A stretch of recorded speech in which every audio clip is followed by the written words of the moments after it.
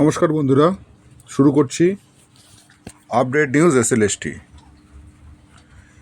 এসএলএসটিতে 26,000 চাকরি বাতিলের যে খবরটা আপনারা এতদিন পেয়ে আসছেন। বর্তমানে যে কেসটা সুপ্রিম কোর্টের অধীনে রয়েছে, ইতিমধ্যে 16 জুলাই তার হিয়ারিং একটা হয়ে গেছে। সেখানে সিবিআই 10,671 জনের যে দুর্নীতি করে চাকরি পেয়েছে তার একটা 5 পাতার লিস্ট জমা দিয়েছে আদালতে সিবিআই। তার মধ্যে 8,661 জন ওএমআর দুর্নীতি করে চাকরি পেয়েছে। বাকি ক্যান্ডিডেটরা সাদা খাতা জমা দিয়ে চাকরি পেয়েছে। তাহলে 26,000-এর মধ্যে 10,671 জনের যে দুর্নীতি করে চাকরি পেয়েছে তার প্রমাণসহ নথি জমা দিল সিবিআই। কোথায় জমা দিল? আদালতে।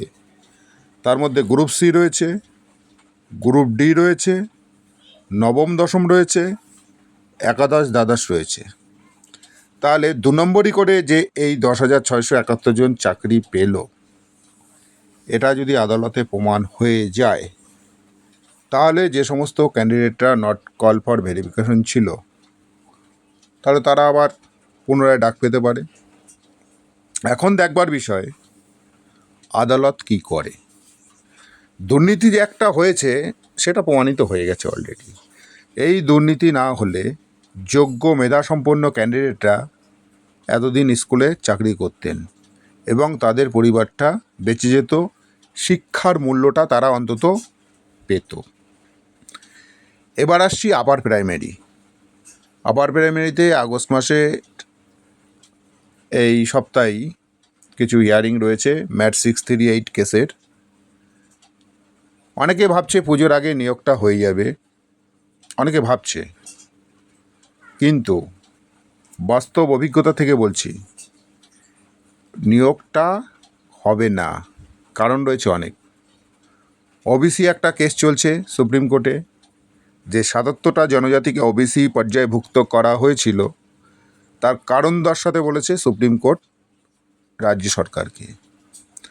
কেন ওবিসি প্রচুর এ বি ক্যান্ডিডেটরা আপার প্রাইমারিতে ইন্টারভিউ দিয়েছিল, প্লাস তারা কাউন্সেলিং করে স্কুলও চয়েস করে ফেলেছে, ফার্স্ট কাউন্সেলিং বলুন, সেকেন্ড কাউন্সেলিং বলুন। এবার এই সমস্যাটা যতদিন না মিটবে ততদিন কি নিয়োগ সম্ভব? এদিকে শিক্ষা দপ্তর গেস্ট টিচার নিয়োগের কিন্তু একটা পরিকল্পনা করছে ভিতরে, যদিও সেটা এখনও প্রকাশ্যে আসেনি। তাও কি গেস্ট টিচার কাদের নিয়োগ করা হবে? যে সমস্ত টিচাররা অবসরপ্রাপ্ত হয়ে রয়েছেন 60 থেকে 64 বছরের মধ্যে, তাদের নিয়োগ করা হবে। কেন? বয়স্ক লোকরা তারা তো একটা পেনশন পাচ্ছে, 30-35 হাজার টাকা পেনশন পাচ্ছে।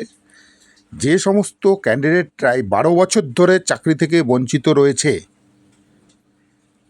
তারা কি দোষ করলো? তারা টেট কোয়ালিফাইড করে রইল, MA করা রয়েছে, বিএড করা রয়েছে, MSc করা রয়েছে, MCOM করা রয়েছে, তো তারা কেন চাকরি পাবে না?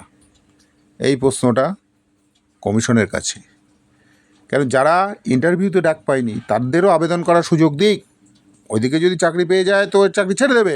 6 মাসের যে গেস্ট টিচার নিয়োগটা করা হচ্ছে, তাহলে তেলা মাথায় তেল দেয়া হবে কেন?